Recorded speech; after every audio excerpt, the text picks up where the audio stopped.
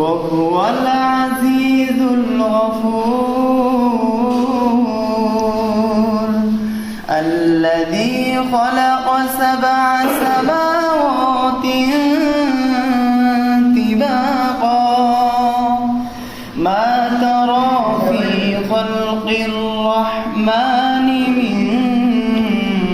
تفاوت فارجع البصر هل ترى من فتور ثم ارجع البصر كرتين ينقلب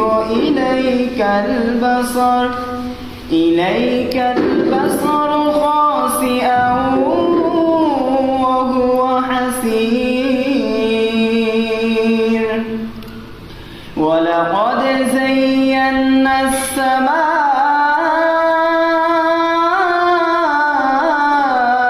الدنيا بمصابيح وجعلناها رجوما للشياطين